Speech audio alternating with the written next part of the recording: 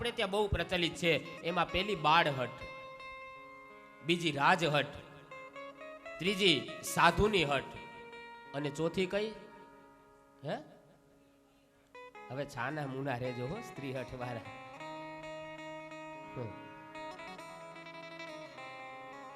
હાલે સવિતાબેને હાર કરાવ્યો એવો હાર મને કરાવી દીધો.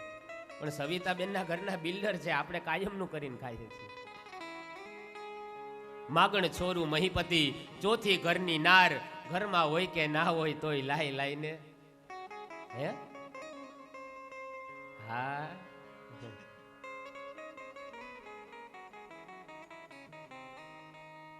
શ્રી હટ કરી છે. કહે છે, હે દેવી, સાયંકાલનો સમય છે, ભગવાનનું આરાધન કરવાનો સમય છે. અત્યારે દેવી કામ વાસના ન ભોગવાય, પણ આ તો સ્ત્રી હટ છે. સંધ્યા સમયે 4 વસ્તુનો ત્યાગ કરવો જોઈએ. ચત્વારી નામાની કર્માણી સંધ્યાયામ પરિવર્જયેત. આહારે જાયતે વ્યાધિ, મૈથુને ગર્ભ દુષ્ટતા, નિદ્રયા વૃષતે લક્ષ્મી, સ્વાધ્યાયે મરણમ ધ્રુવમ. સૂર્યનો જ્યારે અસ્ત થઈ જાય, સંધ્યા સમય થઈ જાય, ત્યારે આહારે જાય તે વ્યાધિ. જો સૂર્ય અસ્ત થતો હોય અને એ સમયે જો ભોજન લઈએ તો પેટને લગતી બીમારી થાય અને થાય. આહારે જાય તે વ્યાધિ.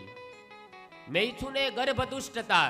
સંધ્યાનો સમય હોય અને એ સમયે કોઈ પતિ પત્ની કામ વાસના ભોગવે તો એની સંતાન એ પાપી પ્રજા ઉત્પન્ન થાય અને થાય. સંધ્યા સમયે કહે છે, નિદ્રયા વૃષતે લક્ષ્મી. સંધ્યા સમયે કોઈ વ્યક્તિ જો પથારીમાં સૂતો હોય તો એના ઘરમાંથી લક્ષ્મી એ વિદાય લઈ લે, લક્ષ્મી જતી રહે છે. અને સ્વાધ્યાયે મરણમ ધ્રુવમ.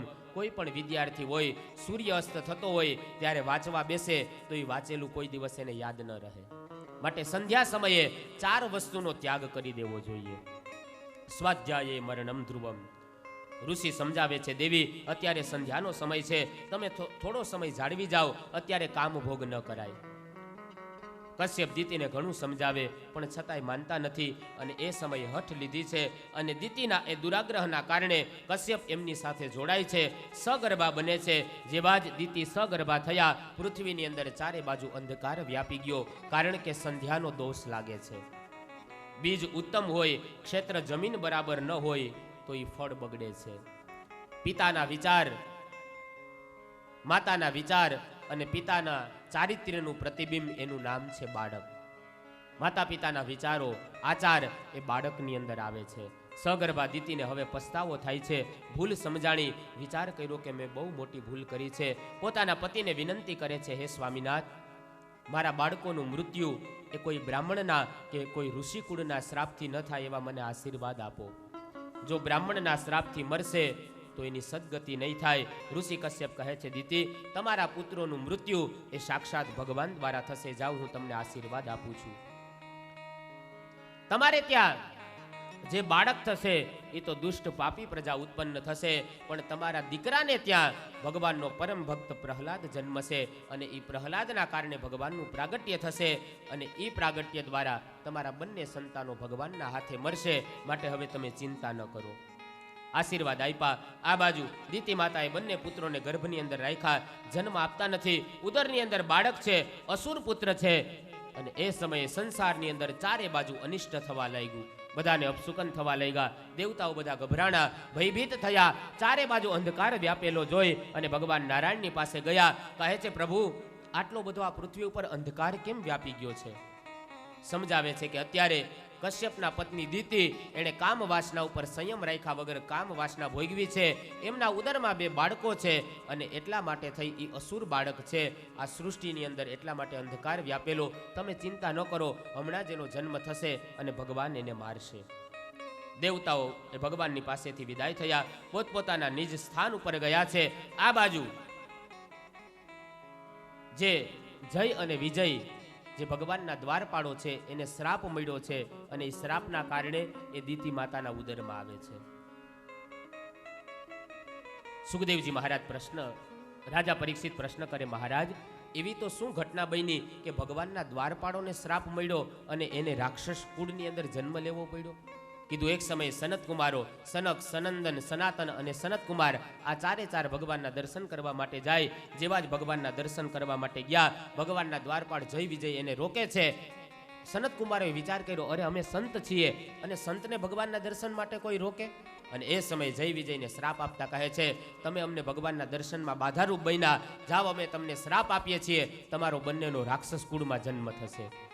બંને બે હાથ જોડી અને દ્વારપાળો પ્રાર્થના કરે છે, અમારી મુક્તિ થાય એનો માર્ગ બતાવો, અમે તમારો અપરાધ કર્યો, અમે તમારી ક્ષમા માગીએ. સનત કુમારો કહે છે, જો તમે વેરભાવથી ભગવાનનું ભજન કરશો તો 3 જન્મમાં તમારી મુક્તિ થશે, અને જો પ્રેમથી તમે ભગવાનનું ભજન કરશો તો તમારે 7 જન્મ રાક્ષસ કુળમાં લેવા પડશે.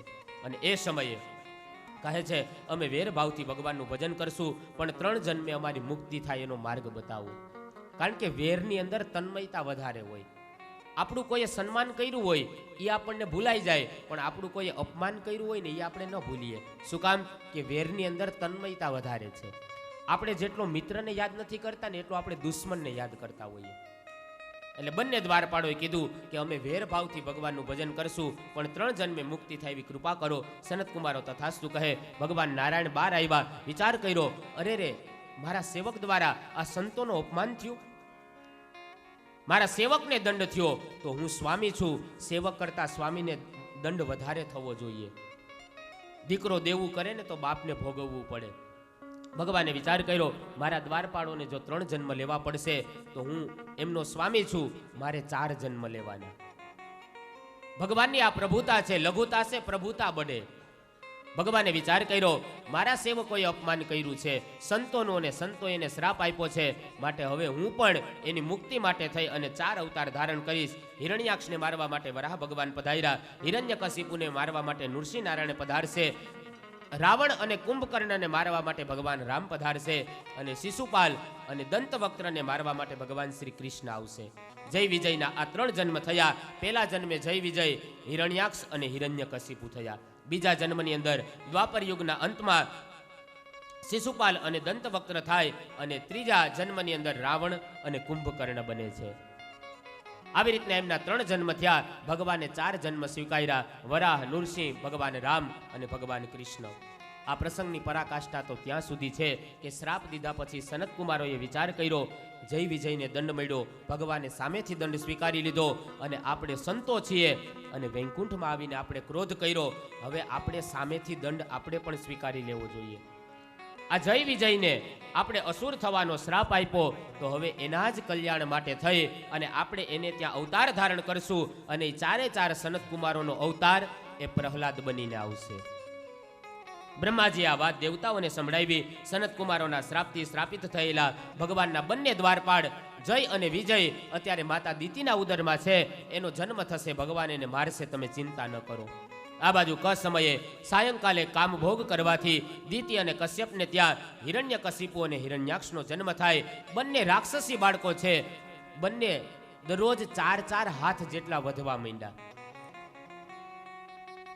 આપણને કદાચ આ કથા થોડી ન સમજાય, બુદ્ધિમાં ન ઉતરે, કાંઈ એમ જન્મતા વેત કોઈ 4 હાથ જેટલું વધવા લાગે.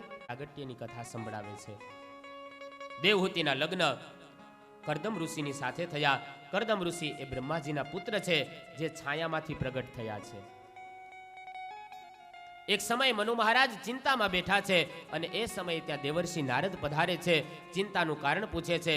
કારણ જણાવતા કહે છે દેવર્ષિ નારદને કે મારી દીકરી ઉંમરલાયક થઈ છે, એને યોગ્ય પતિના હાથમાં મારે એને સોંપવી છે, માટે હું ચિંતામાં છું. દેવર્ષિ નારદ કહે છે, તમે તમારી પુત્રી દેવહૂતિનું લગ્ન કરદમ ઋષિની સાથે કરો. તમારી દીકરીનો યોગ એવો છે, ભલે રાજમહેલમાં મોટી થઈ હોય, પણ એક ઋષિની કન્યા થશે, એક ઋષિની પત્ની થશે, માટે તમારી દીકરીનું લગ્ન એ તમે એ ઋષિની સાથે કરો.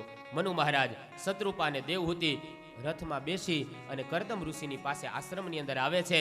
આ બાજુ ઋષિ કરદમે અતિથિના સ્વાગત માટે દર્ભના આસનો પાથરા. મહેમાનોને કીધું કે બેસો, બિરાજો. કેમ આવવાનું થયું? મનુ મહારાજ કહે છે, અમારી દીકરી ઉંમરલાયક થઈ છે, આપ યોગ્ય પતિ છો, માટે અમે તમારી સાથે એનું પાણી ગ્રહણ કરાવવા માટે આવ્યા છીએ. જ્યારે મનુ મહારાજ શત્રુપા અને દેવહૂતિ આશ્રમની અંદર આવ્યા એટલે ઋષિએ દર્ભના આસન પાથર્યા, કીધું કે આસન ઉપર બેસો. એટલે મનુ મહારાજ અને શત્રુપા રાણી તો બેસી ગયા, પણ દેવહૂતિએ વિચાર કર્યો કે જો આણે પાથરેલા આસન ઉપર બેસું, એ મારા પતિ થવાના છે, તો મેં પતિની પાસે સેવા કરાવરાવી કહેવાય. મારે તો એમની સેવા કરવાની હોય, માટે એમના પાથરેલા આસન ઉપર હું બેસી ન શકું. અને જો ન બેસું તો એમની આજ્ઞાનું ઉલ્લંઘન થયું ગણાય, કારણ કે એમણે આજ્ઞા આપી છે કે આસન ઉપર બેસો. જો ન બેસું તો એમની આજ્ઞાનું ઉલ્લંઘન થાય, બેસું તો એમની પાસે સેવા કરાવરાવી કહેવાય. દેવહૂતિ યુક્તિ કરે છે, પોતાનો જમણો હાથ આસન ઉપર રાખે છે અને જમીન ઉપર બેસી ગયા. આ ચેષ્ટા જ્યારે ઋષિ જોવે છે એ સમયે વિચાર કર્યો કે પાત્ર તો યોગ્ય છે, અને એ સમયે પાણી ગ્રહણ કરવા માટે થઈ અને તૈયાર થયા છે. કરદમ ઋષિ કહે છે, પણ રાજા, તમને એક સ્પષ્ટતા કરું. હું સતત જંગલમાં રહેનારો ઋષિ છું, ઝૂંપડીની અંદર રહેવાવાળો છું. તમારી દીકરી રાજકન્યા છે, રાજમહેલમાં મોટી થઈ છે, એને આ જંગલનું વાતાવરણ અનુકૂળ તો આવશે ને? મનુ મહારાજ કહે છે, અમારી પુત્રી ભલે રાજકુમારી હોય, પણ રાજમહેલની અંદર પણ બહુ સાદાઈથી જીવન જીવીને મોટી થઈ છે, માટે આપ ચિંતા ન કરો. કરદમજી કહે છે, પણ બીજી સ્પષ્ટતા એ કરી દઉં કે મારું લગ્ન એક સારા સંતાનને પ્રાપ્ત કરવા માટે છે. એક સારું સંતાન જન્મશે એટલે હું સંન્યાસ ધારણ કરીશ. પછી તમારી દીકરીને એમ ન થવું જોઈએ કે ભાઈ સાધુ થવું તું તો લગ્ન શું કામ કર્યા. આ વાત એવી હતી કે મા બાપે દીકરીની સામું જોવું પડે. અને એ સમયે દેવહૂતિની સામે કરદમ ઋષિ અને દેવહૂતિની સામે મનુ મહારાજ અને શત્રુપા રાણી જોવે છે. જેવી જ ત્યાં દ્રષ્ટિ કરી અને દેવહૂતિ નીચું મુખ રાખી ગયા, મૌન થઈ ગયા. મૌનનો અર્થ થાય સ્વીકાર, કે હા, આ વાત મને કબૂલ છે. મહેમાન ભોજન કરવા માટે બેઠા હોય અને મહેમાનને તમે એમ પૂછો કે ગુલાબ જાંબુ આપું, અને જો મહેમાન મૌન થઈ જાય તો સમજી લેવાનું કે હા, આપો. મૌનનો અર્થ થાય સ્વીકાર. દેવહૂતિ મૌન રહ્યા અને એ સમયે વેદ વિધિ પ્રમાણે વિધિ વિધાનથી કરદમ ઋષિ સાથે દેવહૂતિના લગ્ન કરવામાં આવ્યા. કરદમ ઋષિને મનુ મહારાજે પોતાની દીકરીનું કન્યા દાન કરે છે. દેવહૂતિના ગુણો એ જીવનમાં ઉતારવા જેવા છે. ભાગવતકાર દેવહૂતિના ગુણોનું વર્ણન કરતા કહે છે, મૈત્રેયજીને સમજાવતા કહે, આ ગુણોને જગતની દરેક સ્ત્રીઓએ પોતાના જીવનમાં ઉતારવા જેવા છે. કહે છે, નિત્યમ પર્યચરત પ્રીત્યા ભવાની વિભુમ પ્રભુમ વિશ્રંભેણાત્મ શૌચેન ગૌરવેણ દમેન ચ. એક એક ગુણ જીવનમાં ઉતારવા જેવા. પહેલામાં પહેલો દેવહૂતિનો ગુણ છે નિત્યમ પર્યચર. નિત્ય પ્રીતિથી પત્નીએ પોતાના પતિની સેવા કરવી જોઈએ. આ પતિવ્રતા સ્ત્રીનું લક્ષણ છે. કરહુ સદા શંકર પદ પૂજા, નારી ધર્મ પતિ દેવ ન દૂજા. આ જગતની પતિવ્રતા સ્ત્રી માટે બીજો કોઈ ધર્મ, બધા જ ધર્મ ગુણ બતાવ્યા, માત્ર ને માત્ર એના પતિની પૂજા કરી દી. પતિની પૂજા એટલે કઈ 5-10 અગરબત્તી લઈને આમ કાયમ ધૂપ નહીં આપે રાખવાનો. વળી ક્યાં કાલથી ઈ ચાલુ કરો નહીં કે શાસ્ત્રીજી કીધું પૂજા કરવાની. એની આજ્ઞાનું પાલન કરવું એ જ સાચી પતિની પૂજા છે. પતિવ્રતા સ્ત્રીના શાસ્ત્રમાં 6 લક્ષણ બતાવ્યા. પતિવ્રતા સ્ત્રી કોને કહેવાય? કાર્યે સુમંત્રી, કર્ણે સુદાસી, ભોજ્યે સુમાતા, શયને સુરંભા, મનોનુકૂલા, ક્ષમયા ધરિદ્રી, એ તદ્દિ ષડગુણ્ય પતિવ્રતા નામ. કાર્યે સુમંત્રી, પતિનું કાર્ય કરવામાં મંત્રી જેવી કુશળ હોવી જોઈએ. ભોજ્યેસુ માતા, જ્યારે પતિવ્રતા સ્ત્રી પોતાના પતિને ભોજન કરવા માટે બેસાડે ત્યારે મા જેમ ભાવથી જમાડે ને એમ પતિવ્રતા સ્ત્રીએ પોતાના પતિને ભાવથી જમાડવો જોઈએ. આ તો નોકરીએથી, કામે ધંધેથી, વાડીએથી આવે થાયકા પાયકા અને બેન સિરિયલ જોતા હોય, આવીને કે જમવાનું આપો તો અંદરથી અવાજ આવે, હમણાં ઉભા રહ્યો એડવર્ટાઈઝ આવે એટલે આપું. ઓલો કામેથી આવ્યો, પેલા એને રસોઈ કરી દે, તારું એકતાનું છૂટું થાતું થાય, આનું પેલા તમારું થઈ જાય. ભોજ્યેસુ માતા, પતિવ્રતા સ્ત્રીના આ લક્ષણ છે, આ ધર્મ છે કે જેમ મા પોતાના દીકરાને જમાડે એમ પતિવ્રતા સ્ત્રીએ પોતાના પતિને જમાડવો જોઈએ. તો પછી ઓલું જૂનું હમણાં એક વાયરલ થયો છે ને એક રમૂજની વાત કે નવા નવા લગ્ન થયા તો બોલે ગોવિંદ બોલો, હરી ગોપાલ બોલો. રહોડામાંથી એના ઘરના કે ગોવિંદ બોલો, ગોપાલ બોલો, જમવું તો લહણ ફોલો. આને પતિવ્રતા સ્ત્રી ન કહેવાય. ભોજ્યેસુ માતા, પતિને ભાવથી જમાડવો જોઈએ. મનોનુકૂલા, ક્ષમયા ધરિદ્રી, પતિના મન પ્રમાણે પતિવ્રતા સ્ત્રી ચાલનારી હોવી જોઈએ. ક્ષમયા ધરિદ્રી, જેમ ધરતીમાં ક્ષમાનો ગુણ છે એમ પતિવ્રતા સ્ત્રીની અંદર ક્ષમાનો ગુણ હોવો જોઈએ. વિશ્રમ ભેણ બીજો ગુણ છે. પતિ પત્નીએ બંનેએ એકબીજા ઉપર વિશ્વાસથી જીવન ગાળવું જોઈએ. શંકાની દ્રષ્ટિથી ક્યારેય દાંપત્ય જીવનમાં યાદ રાખજો, એક વખત શંકા નામનો કીડો આવી જશે ને એ દાંપત્ય જીવનને વેરવિખેર કરી નાખશે. અને લંકાના રાવણ કરતા દાંપત્ય જીવનમાં શંકાનો રાવણ છે ને એ બહુ ભયંકર છે. એનો કોઈ ઈલાજ નથી. યાદ રાખજો, હૃદયમાં કોઈ ગાંઠ થઈ હોય તો આજનું વિજ્ઞાન ઇન્જેક્શન દ્વારા દૂર કરી દે, ઓપરેશન દ્વારા નાબૂદ કરી દે, પણ હૃદયની અંદર જો એક વખત શંકા નામની ગાંઠ ઊભી થઈ ગઈ ને, આજના વિજ્ઞાન કે સાયન્સમાં તાકાત નથી કે એ ગાંઠને નાબૂદ કરી શકે. દાંપત્ય જીવનમાં શંકાને કોઈ દિવસ સ્થાન ન આવવા દેતા, નહીતર એ દાંપત્ય જીવન બગડી જશે. કહેવાનો અર્થ કે દાંપત્ય જીવનની અંદર પ્રેમ હોવો જોઈએ. ક્ષમયા ધરિદ્રી, વિશ્રમ ભેણ બંને એકબીજા ઉપર વિશ્વાસથી જીવન ગાળવું જોઈએ. પતિ પત્નીની વચ્ચે પ્રેમ હોવો જોઈએ પરસ્પર. એ પ્રેમનો ગુણ આવે તો એ દાંપત્ય જીવન એ સુગંધમય બને છે. અને એટલા માટે જ્યારે એ બંને પતિ પત્ની જ્યારે લગ્ન ગ્રંથિથી જોડાય ત્યારે એને આ આંગળીમાં વીંટી પહેરાવવામાં આવે. શું કામ આ આંગળીમાં પહેરાવે ખબર છે? આવી રીતના તમે રાખો, આ બધી આંગળીના ટેરવા છે એ બધા ટેરવા અડાડી દો સામ સામે, અને ત્રીજી આંગળી છે એને બેવડી રાખો. આવી રીતના કરો છો, એ બધા આવી રીતના કરો. જેને ભળતું હોય એ કરજો, બાકી ન કરો. જો આવી રીતના કરો ને, આ પેલી આંગળી તમે જુદી કરવી હશે ને તો થશે. જો આ પેલી આંગળી જુદી થાય, શું કામ કે એ માવતર છે. લગ્ન થયા પછી એ કદાચ નવા પીએસઆઈ આવે ને એમ કે મમ્મી ટક ટક કરે, હાલો નોખા રહે, તો એ જુદા થઈ જાય. આ છે ને એ સંતાન છે, એ જુદા થઈ જાય. આ જુદી વચ્ચેની આંગળી જુદી થઈ જશે. આ છેલ્લી આંગળી છે ને એ ભાંડેડા છે, એ કદાચ જુદા થવાય તો થાય, પણ જે આંગળીમાં વીંટી પહેરાવે એને જુદી કરો જોઈએ. એ જુદી ન થઈ શકે. શું કામ કે ત્યાં પતિ પત્ની છે એકબીજાને ત્યાં એની સાથે જોડાય છે. કહેવાનો હેતુ એ છે કે દાંપત્ય જીવનની અંદર પ્રેમ હોવો જોઈએ. અને પ્રેમ હશે ને, સ્વર્ગસ્ય કિમ પ્રયોજનમ, પછી એને સ્વર્ગની કોઈ અપેક્ષા નહીં રાખવી પડે. ના, આમાં થોડું ઊંધું થઈ ગયું છે. આ છે ને તો તમે કેમ કહેતા નથી કે તમારે ભળતું નથી? હે, આને નોખી થઈ જાય. બોલો, આમાં મારે કેમ કરવું હવે? આ છે ને, આ જો આ વચ્ચેની બે આંગળી છે ને એને અડાડવાની, બાકી બધી આમ ટેરવા રાખવાના. હા, હવે સમજાઈ ગયું. આ જો આ વીટી વાળી આંગળી હવે નોખી નહીં થાય, કરો જોઈએ.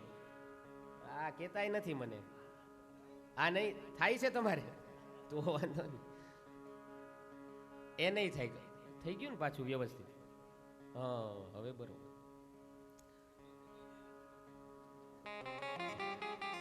એટલે અમુકને નોખી થતી હોય તો પછી એની કઈ જવાબદારી મારા ઉપર ન હોય, તો પછી ક્યાંક નોખી થઈ જાય. થાય છે કોઈ નોખી?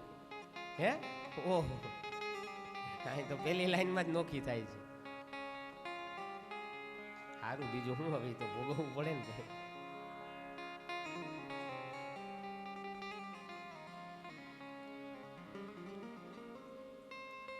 દાંપત્ય અનુકૂલમ સ્યાત સ્વર્ગસ્ય કિમ પ્રયોજનમ. જેનું દાંપત્ય અનુકૂળ હોય એના જીવનની અંદર સ્વર્ગ આ ધરતી જ હોય છે. માટે બંને એકબીજા ઉપર વિશ્વાસથી જીવન ગાળવું જોઈએ. આવી રીતના સુંદર મજાના દેવહૂતિના ગુણોનું વર્ણન એ ભાગવતકાર કહે છે.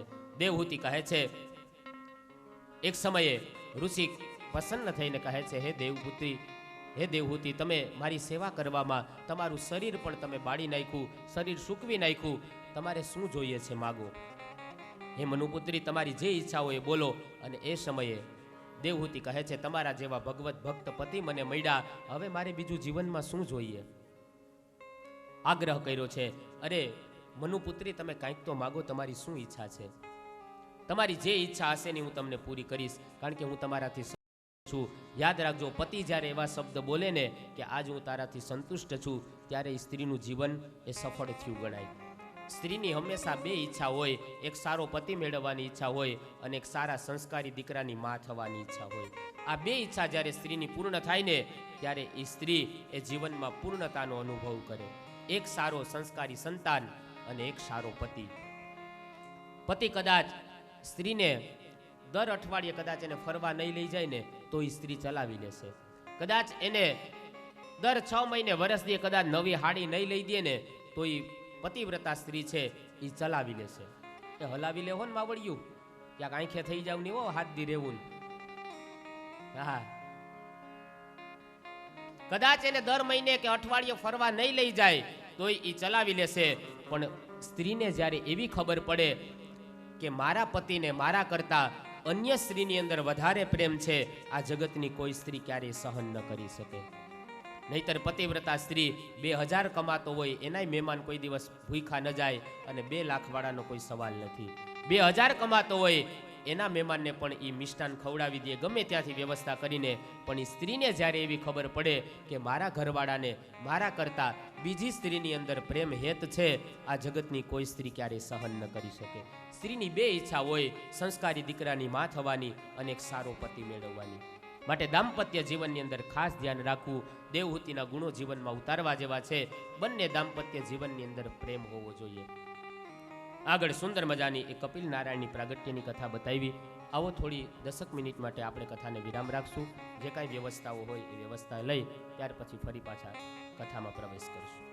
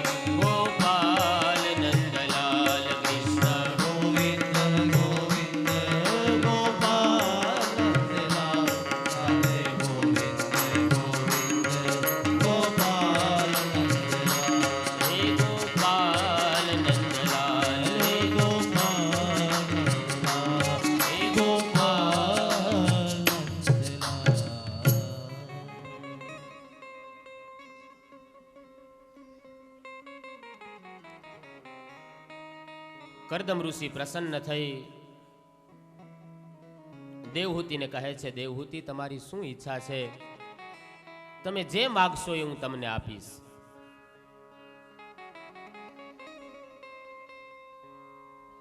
દેવહૂતિ કહે છે, સ્વામીનાથ, તમારા જેવા ભગવત ભક્ત પતિ મને મળ્યા, જે સતત ભગવાનમાં લીન રહેનારા હોય, આવા પતિનું મને સૌભાગ્ય મળ્યું, એનાથી વિશેષ મારા જીવનમાં શું ધન્યતા હોય? વડી ઋષિ કહે છે, દેવી કાંઈક તો માગો. આગ્રહના કારણે ત્યારે દેવહૂતિ કહે છે, સ્વામીનાથ, તમે મારી સમક્ષ એક પ્રતિજ્ઞા કરી હતી કે એક સત્પુત્રનો, એક સારા સંતાનનો જન્મ થશે એટલે હું સંન્યાસ ધારણ કરીશ. જો તમારે મને આપવું જ હોય તો એક સારું એક સંતાન મને આપો દાનમાં. કરદમ ઋષિ કહે છે, દેવી એક કામ કરો, તમે સરસ્વતી ગંગા અહીંયા બાજુમાં વહે છે, ત્યાં તમે સ્નાન કરીને આવો. આ તમારું શરીર જે છે એ ત્યાં સ્નાન કરવાથી તમને દિવ્ય શરીર પ્રાપ્ત થશે. અને એ સમયે દેવહૂતિ સરસ્વતી નદીની અંદર સ્નાન કરવા માટે જાય. આ બાજુ કરદમ ઋષિએ પોતાના 100 વર્ષનું જે તપ હતું એ ભગવાનને અર્પણ કર્યું. એ અર્પણ કરવા માત્રથી જ દેવહૂતિને દિવ્ય એ દેહ મળે છે. સુંદર મજાનો દેહ મળ્યો. કરદમ ઋષિ અને દેવહૂતિ એક સમયે વિહાર કરતા હતા અને એમને દેવહૂતિને સારા દિવસો રહે છે. પરિણામે એમને ત્યાં 9 દીકરીઓનો જન્મ થાય છે. ભાગવતકાર કહે, આ 9 દીકરી એટલે નવધા ભક્તિ. શ્રવણમ કીર્તનમ વિષ્ણુ સ્મરણમ પાદ સેવનમ અર્ચનમ વંદનમ દાસ્યમ સખ્યમ આત્મનિવેદનમ. 9 પ્રકારની ભક્તિનું પ્રાગટ્ય થયું. એ સમયે કરદમ ઋષિને વૈરાગ્ય જાગે છે અને વૈરાગ્યના શસ્ત્રથી મમતાના બંધનોને છેદી સંન્યાસી થવા માગે. દેવહૂતિ કહે છે, સ્વામીનાથ, તમે સંન્યાસ ધારણ કરો એમાં મારી ના નથી, પણ તમે મારી સમક્ષ એવી પ્રતિજ્ઞા કરી હતી કે એક દીકરાનો જન્મ થાય પછી હું સંન્યાસ ધારણ કરીશ. આ તો 9 દીકરીઓનો જન્મ થયો છે. અને હા, દીકરો થવો જ જોઈએ એવો પણ મારો કોઈ દુરાગ્રહ નથી, પણ આપ જો સંન્યાસ ધારણ કરશો તો આ 9 દીકરીઓની સાથે લગ્ન કોણ કરશે? અને એ સમયે કરદમ ઋષિ પણ મનોમન વિચાર કરે કે ભગવાને મને વચન આપ્યું હતું કે હું તમારે ત્યાં દીકરો બનીને આવીશ, તમે આ દેવહૂતિ સાથે લગ્ન કરો. આ દેવહૂતિ એ દેવને બોલાવનારી છે. શું ભગવાનનું વચન મિથ્યા જશે? ફરીથી પતિ પત્ની એ ફરીથી સાત્વિક જીવન ગાળવા માંડ્યા. અને એક સમય એવી ઘટના બને છે, સાત્વિક જીવન જીવતા વિચાર કર્યો કે ભગવાનનું મેં તપ છોડી દીધું એટલે ભગવાન નારાજ થયા હશે. સરસ્વતીના કિનારે તપ કરવા લાગ્યા. ઘણા વર્ષો સુધી બંને જપ અને તપ કરે છે. જપ તપની અંદર એટલું દિવ્ય વાતાવરણ બને છે, આખું વાતાવરણ એ પ્રફુલ્લિત થયું છે, સુગંધિત વાતાવરણ છે.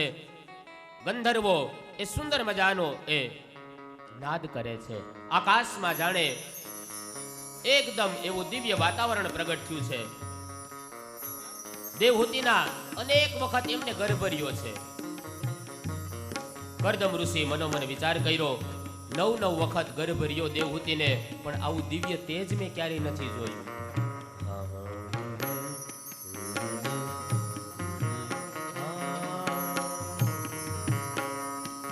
એકદમ આખું એ કુટીરનું જે વાતાવરણ હતું એકદમ જંગલની અંદર નાની એવી ઝૂંપડી હતી, પણ જ્યારે આકાશમાંથી દેવતાઓ પુષ્પની વૃષ્ટિ કરતા હોય એવું દિવ્ય વાતાવરણ થયું છે. સુગંધિત વાયુ વાવા માંડ્યો. એકદમ આશ્રમના જે પક્ષીઓ હતા એ પણ કલરવ કરવા માંડ્યા, જાણે પક્ષીઓ ભગવાનને વિનંતી કરતા હોય, હે નાથ પધારો, હે નાથ પધારો. આવી રીતના પક્ષીઓ પણ કલરવ કરે છે. આકાશમાં વાદળો એકદમ દિવ્ય છવાયેલા છે, જાણે એકદમ સુંદર સુગંધિત એ વાયુ પ્રસરી ગયો છે. કરદમ ઋષિ વિચાર કર્યો, સાક્ષાત નારાયણ આજે દેવહૂતિના ગર્ભની અંદર હોય એવું મને લાગે છે. દેવતાઓ પુષ્પના ટોપલા લઈ લઈ આકાશની અંદર ગોઠવાઈ ગયા. ગંધર્વો દુંદુભી નાદ કરે છે, પક્ષીઓ મીઠો મીઠો કલરવ કરે છે. બાજુમાં જ આશ્રમની બાજુમાં સરસ્વતી નદી છે, ધીમે ધીમે ખડખડ રીતે એ નદી વહન કરે છે. ચારે બાજુ પક્ષીનો કલરવ થાય, શીતળ એ નદીનું જલ એ જાણે પ્રવાહિત થાય એવી રીતના નદી વહન કરતી હતી. અદ્ભુત એ ભગવાનના પ્રાગટ્યનું દિવ્ય વાતાવરણ ઊભું થયું છે. પક્ષીઓના કલરવના નાદથી આખું દિવ્ય વાતાવરણ ગુંજી ઉઠ્યું. કરદમજી ભગવાનની સ્તુતિ કરવા લાગ્યા. હે નાથ, હવે પધારો. આપે મને વચન આપ્યું હતું, કેટલી પ્રતીક્ષા કરાવશો?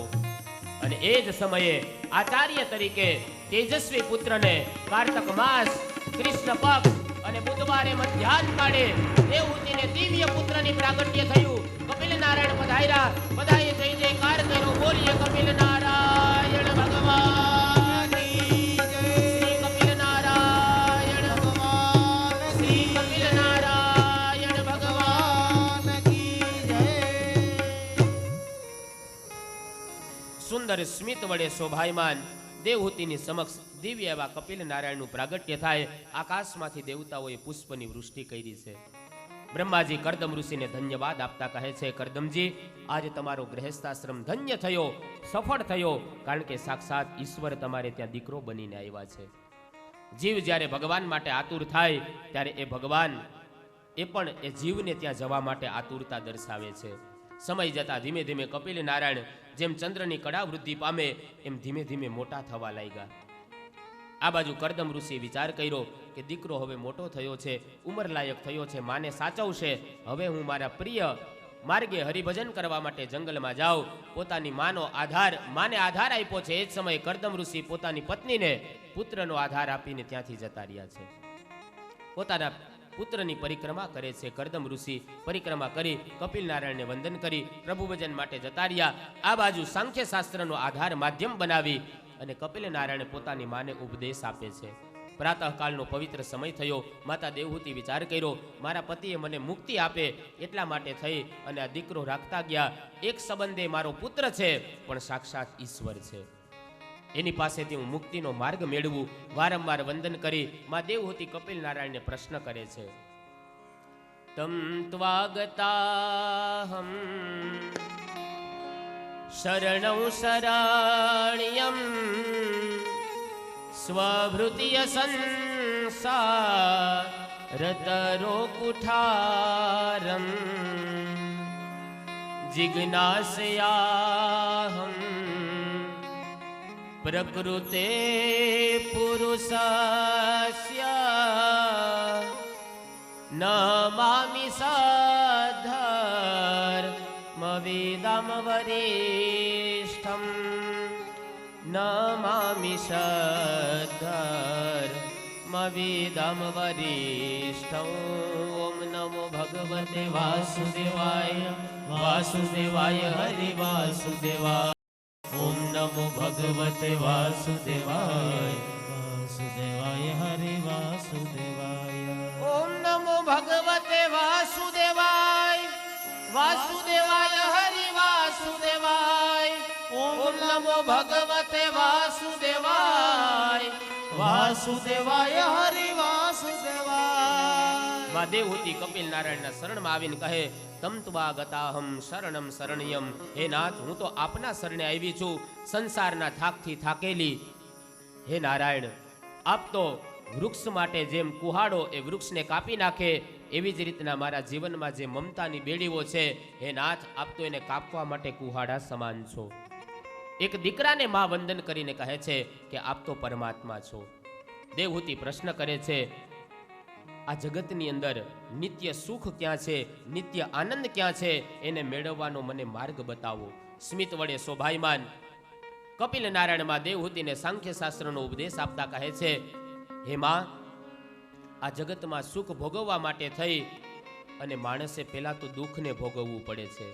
દેવહૂતિનો પ્રશ્ન છે, જગતમાં સાચી શાંતિ ક્યાં છે, નિત્ય આનંદ ક્યાં છે, અને એને કેવી રીતના મેળવવો?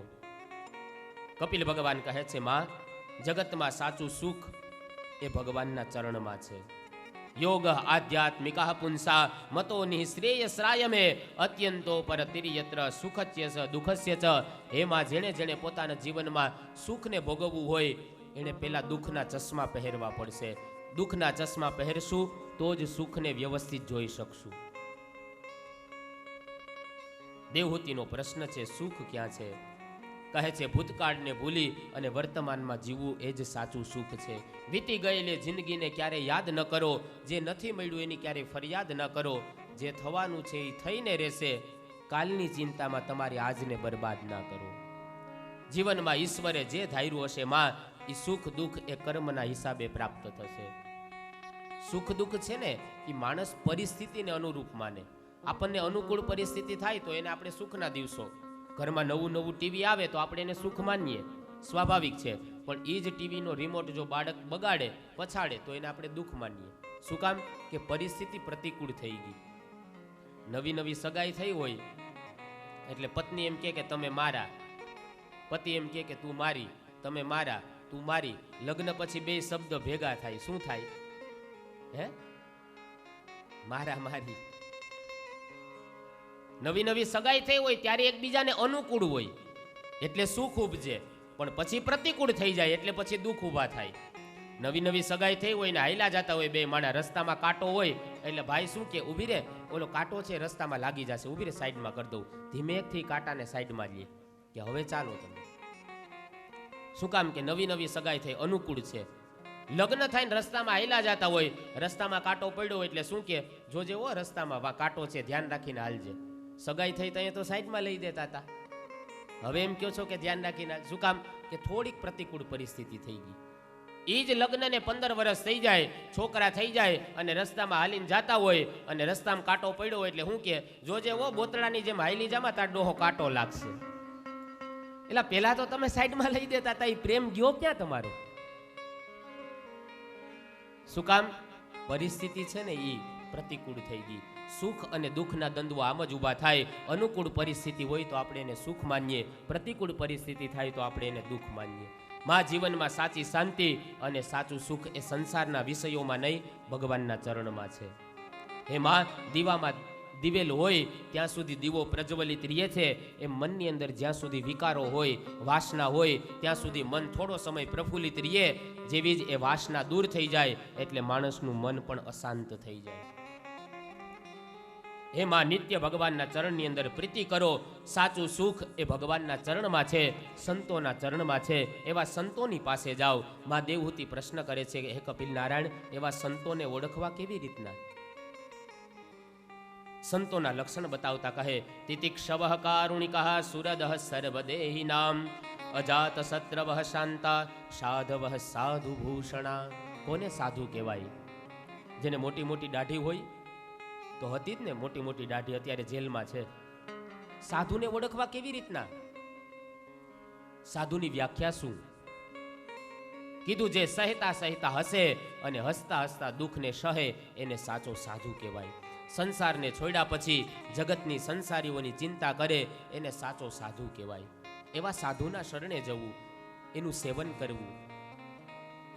વાત નીકળી છે એટલે ચોક્કસ કહી દઉં, આજ કલિયુગની અંદર સ્ત્રીઓએ બહુ સાવધાન થવાની જરૂર છે. યાદ રાખજો, ધર્મ જગતમાં કોઈ પુરુષ હોય તો બહેનોને ખાસ વિનંતી છે, એક તમારા નાના એક ભાઈ તરીકે વિનંતી કરું કે ધર્મ જગતમાં કોઈ પુરુષ હોય ને તો બહેનો એની કથાઓ સાંભળો, એના પ્રત્યે આદર ભાવ રાખો, એના વચનામૃત સાંભળો, એની સેવા કરો, બધું કરો, એમાં ના નહીં, પણ પગે હંમેશા દૂરથી લાગજો. એમાં એનુંય કલ્યાણ છે અને તમારું પણ કલ્યાણ છે.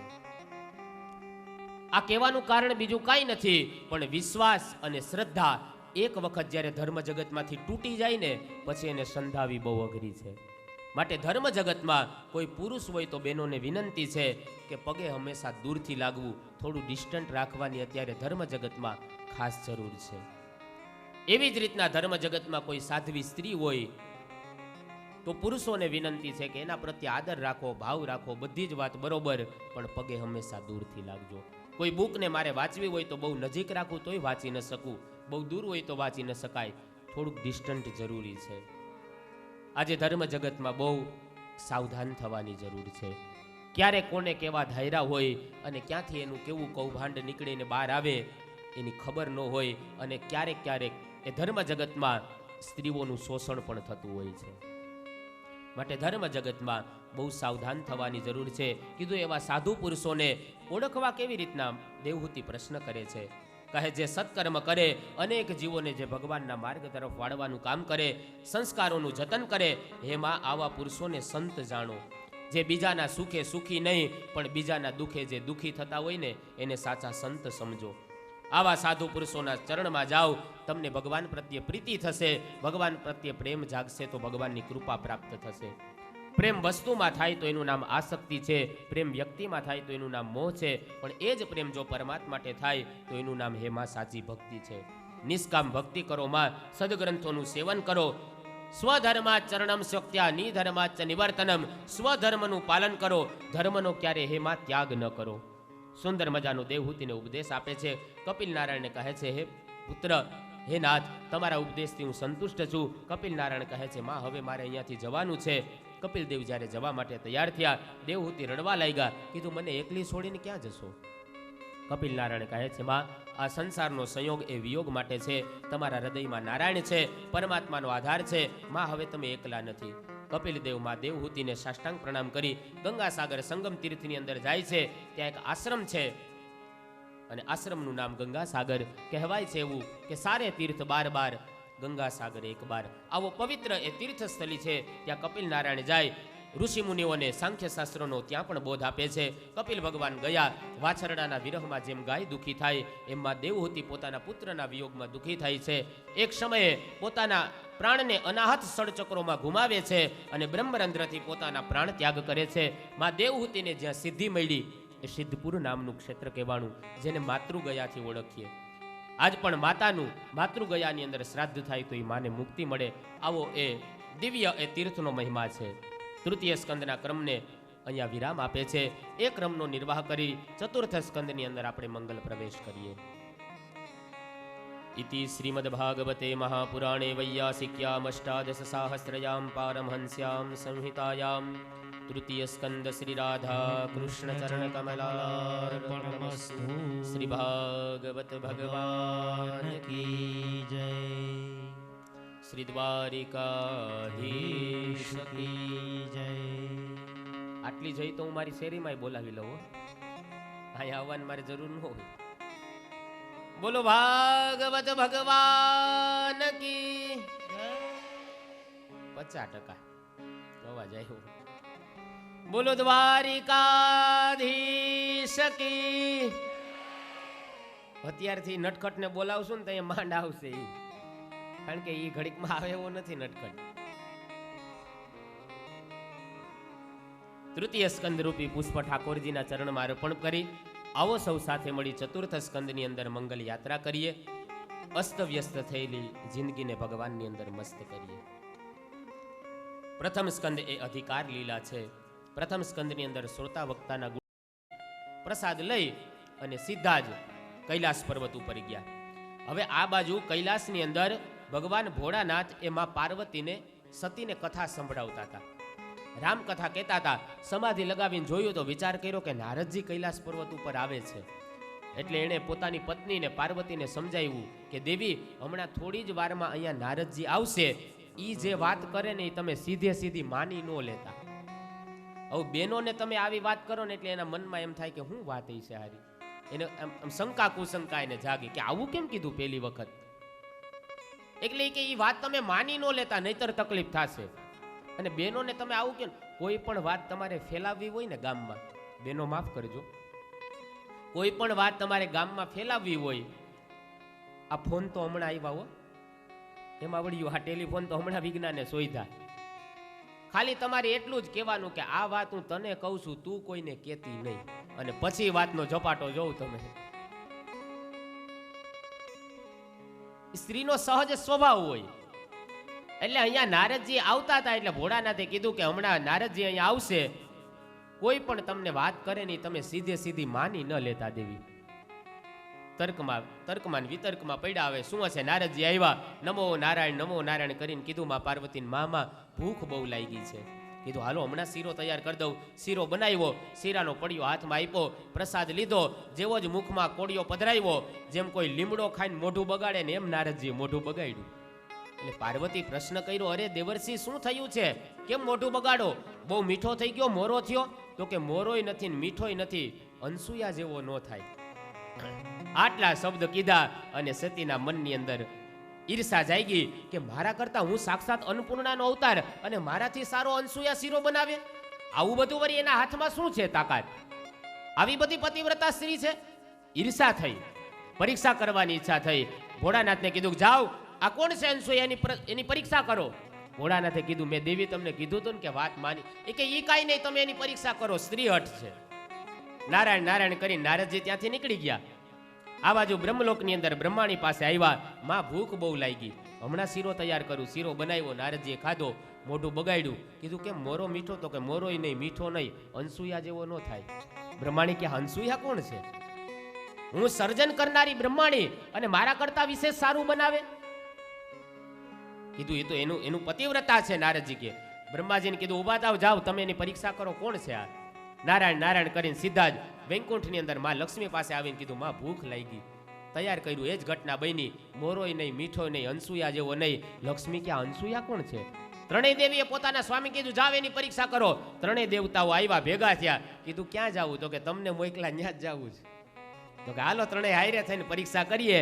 અને એ જ સમયે અત્રિ ઋષિના આશ્રમે આવીને કીધું ભિક્ષાન દેહી, ભિક્ષાન દેહી. ત્રણેય દેવતાઓએ જ્યારે ભિક્ષાની માગણી કરી, અને એ જ સમયે માં અનસૂયા ભિક્ષાનું પાત્ર લઈને આવે. જેવા જ ભિક્ષાનું પાત્ર લઈને આવ્યા, ભિક્ષા દેવા જાય. ત્રણેય દેવતાઓ સાધુના રૂપમાં હતા. એણે કીધું કે અમે આવી બાંધેલી ભિક્ષા ન લઈએ. આ વસ્ત્ર પહેરેલા તમે છે એ બાંધી ભિક્ષા કહેવાય. નિર્વસ્ત્ર બનીને અમને ભિક્ષા આપો, અમે તો એ પરમ કક્ષાના સંતો છીએ. આવી વસ્ત્ર પહેરેલા અવસ્થામાં અમે ભિક્ષાનો સ્વીકાર ન કરીએ. આ પરમ કક્ષાની કસોટી છે, યાદ રાખજો.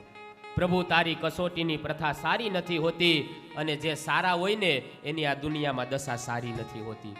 કહેતા ના ફરો કે અમારા માટે દુઆ કરો, કારણ કે ઘણાની દુઆ પણ સારી નથી હોતી. પરમ કક્ષાની આજ કસોટી થાય છે. કીધું કે નિર્વસ્ત્ર બનીને ભિક્ષા આપો.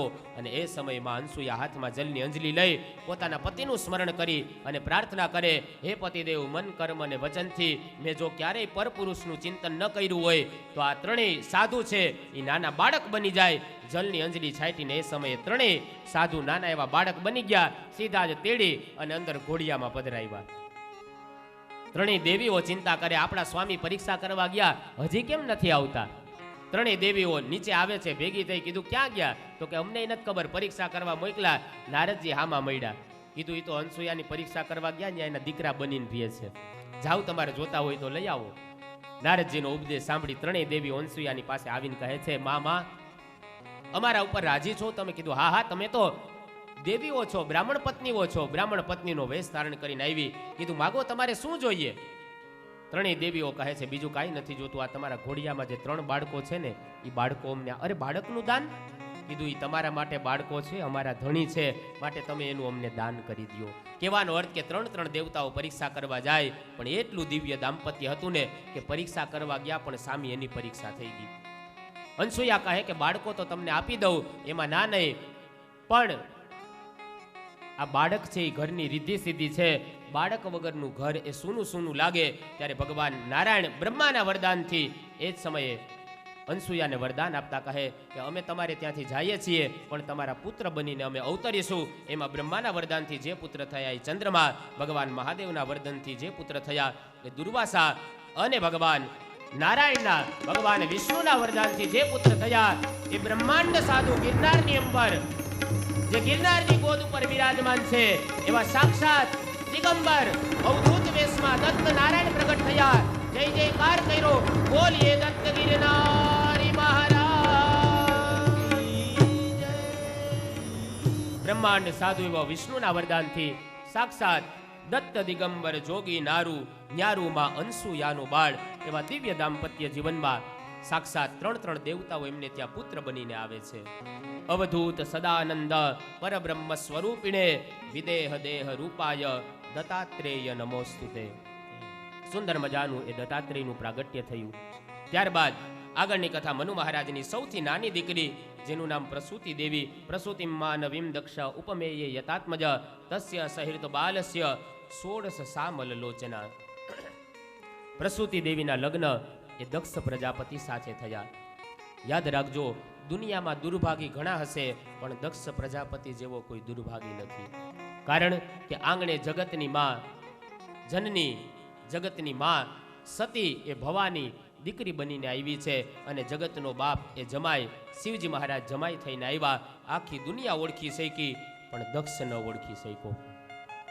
સોળસ સામલ લોચના. સુખદેવજી કહે, હે રાજન, દક્ષ પ્રજાપતિ અને ભગવતી મનુ પુત્રી પ્રસૂતિ દેવીના વિવાહ થયા. 16 સુંદર કન્યાઓનો જન્મ થાય. દક્ષ પ્રજાપતિ 13 દીકરી ધર્મને પરણાવે. આ ધર્મ અને 13મી દીકરી સૌથી નાની મૂર્તિ, એમના દાંપત્યમાં ભગવાન એ નર નારાયણ બનીને પ્રાગટ્ય થાય છે. દક્ષને 3 કન્યાના વિવાહ બાકી, સ્વાહા, સ્વધા અને સતી. 3 દીકરીઓની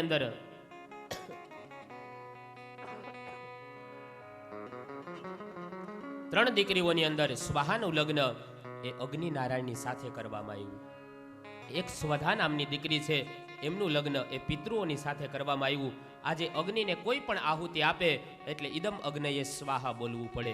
પિતૃઓને જ્યારે જલની અંજલિ આપીએ, ઇદમ જલમ તસ્મે સ્વધા નમઃ બોલવું પડે.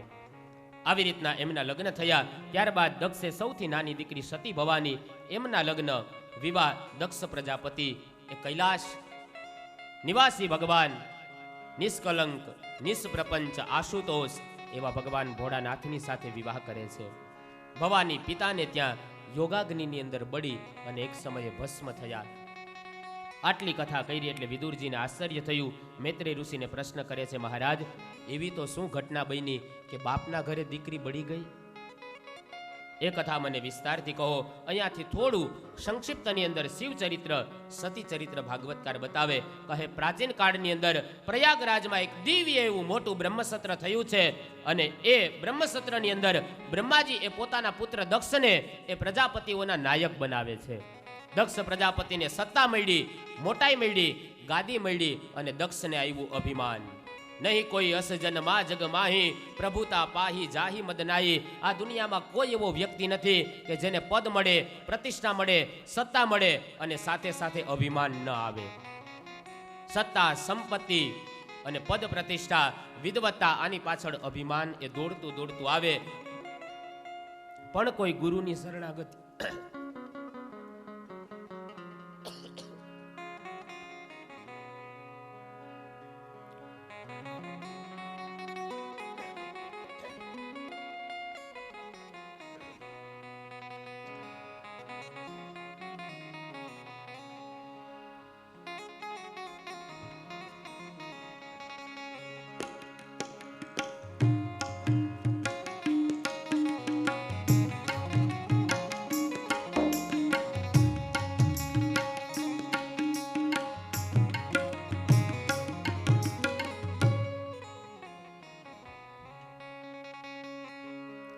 શ્રી ભાગવત ભગવાન કી જય.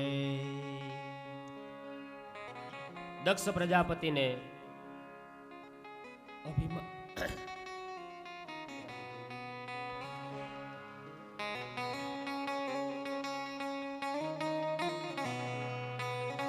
અનસૂયાનો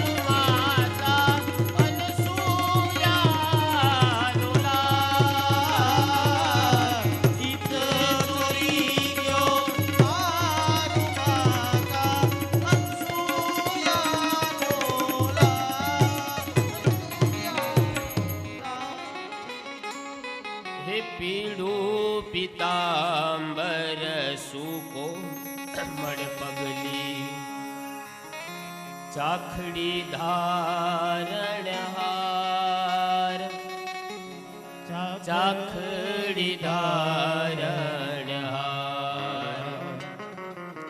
શક્તિ ધેનુ વિદસ્વાન થઈને, શક્તિ ધેનુ વિદસ્વાન થઈને, બેઠા ચરણોની માય, મન હરી ગયો મારું માતા અનસૂયાનો ચિંત ચોરી ગયો મારું માતા અનસૂયાનો તો નહીં કોઈ અસજનમાં જગમાહી, પ્રભુતા પાહી જાહી મદનાઈ. દુનિયામાં સત્તા મળે, સંપત્તિ મળે એટલે સાથે અભિમાન આવે. દક્ષ પ્રજાપતિને આજ અભિમાન આવ્યું છે. અને યાદ રાખજો, અભિમાનીને હંમેશા બધી વસ્તુ ઓછી જ લાગે. મોટી એવી દિવ્ય સભા ભરાણી અને સભાની અંદર જ્યારે દક્ષ પ્રજાપતિ આવ્યા, બધા જ ઊભા થયા, દક્ષનું સ્વાગત કર્યું, અભિવાદન કર્યું. પણ દક્ષે કોણ ઊભું ન થયું ને એ બાજુ દ્રષ્ટિ કરે છે. બધા ઊભા થયા એ બાજુ ન જોયું, કોણ ઊભા ન થયા. સભાની અંદર 3 ઊભા ન થયા. એક ભગવાન બ્રહ્માજી, બીજું ભગવાન નારાયણ અને ત્રીજું દેવાધિદેવ મહાદેવ. આ 3 ઊભા ન થયા. દક્ષને ગમ્યું નહીં. વિચાર કર્યો, મારી પાસે પદ છે, પ્રતિષ્ઠા છે અને આ ઊભા ન થાય. પણ બ્રહ્માજીને કાંઈ કહી ન શકે, કારણ કે દક્ષ છે ને એ બ્રહ્માજીનો પુત્ર છે. દીકરો ગમે એટલો મોટો થાય પણ બાપની પાસે હંમેશા નાનો નાનો અને નાનો જ રહે. એને કાંઈ કહેવાય નહીં. ભગવાન નારાયણને કાંઈ કહી ન શકે, કારણ કે એ તો બ્રહ્માના પણ પિતા છે. એને કાંઈ ન કહેવાય. અને વારો નીકળી ગયો શંકર ભગવાનનો, કારણ કે એ તો જમાઈ થતા હતા. ઘણી વખત ઘરની અંદર આવું થાય, કોકની ખીજ કોક ઉપર ઉતરી જાય. ઘરમાં 2 માણા વચ્ચે માથાકૂટ થાય, કાંઈ ડખો થાય એટલે ઘરવાળાને તો કાંઈ કહી ન હોગાય. પછી બેન ઓલા છોકરાને ઢીબી નાખે. કોકની ખીજ કોક ઉપર ઉતારે, મારતા જાય ને કહેતા જાય, તુંય તારા બાપ જેવો જ થયો. અહીંયા એ જ ઘટના બને છે. ભગવાન બ્રહ્માજીને કાંઈ ન કહેવાય, ભગવાન નારાયણને કાંઈ ન કહેવાય. વારો નીકળી ગયો શંકર ભગવાનનો. કારણ કે એની અંદર એને શિવ, એને સાક્ષાત, એને કૈલાસવાસી ન દેખાણા, એની અંદર એને જમાઈ દેખાણા. દક્ષ પ્રજાપતિએ શિવજીને જમાઈ તરીકે જોયા. શિવજીના સામર્થ્યને, ઉદાર્યને, શિવ શક્તિને દક્ષ જાણી ન શક્યો. અને એ સમયે ખૂબ એનો તિરસ્કાર કરતા કહે છે કે પ્રેતવાસે શું ઘોરે શું, આ તો પ્રેતોની ભેગો રહે છે, સ્મશાનમાં રહે છે. અનેક પ્રકારનું અપમાન કરવા માંડ્યો છે. આ બાજુ નંદીથી સહન ન થયું. નંદી કહે છે, એ દક્ષ, તને ભગવાને મુખ આપ્યું છે, એ ભગવાનની સ્તુતિ કરવા માટે આપ્યું. સ્તુતિ ન કરે તો કાંઈ નહીં, નિંદા કરવાનો તને કોઈ અધિકાર નથી. શા માટે અમારા સ્વામીની નિંદા કરે? અને એ સમયે ત્યાં નંદી શ્રાપ આપતા કહે છે, હે દક્ષ, જાઓ તમે બકરાના મોઢાવાળા થાવ. જેટલા પણ ઋષિ મુનિઓ, સાધુ સંતો, બ્રાહ્મણો સભાની અંદર બેઠા હતા, એમને પણ શ્રાપ આપતા કીધું કે શિવની નિંદા કરનારો તો દોષી છે, પણ શિવની નિંદાને સાંભળનારા દોષી છે. હે બ્રાહ્મણો, જાઓ તમે જગતની અંદર માગી ભીખી ભટકી અને તમે ખાનારા બનશો. હું તમને શ્રાપ આપું છું. ઋષિ